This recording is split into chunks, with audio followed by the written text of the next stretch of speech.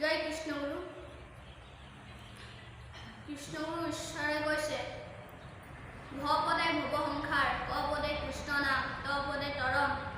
অৰ্থাৎ এই ভুৱ সংসাৰত কৃষ্ণ নাম লৈ যিজনে তৰি যাব পাৰে তেওঁই হ'ল ভকত। ভকতেহে ঈশ্বৰৰ গুণানুকীৰ্তন কৰে।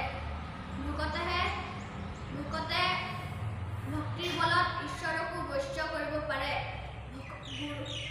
ভকতেহে গুৰুক মহান কৰে।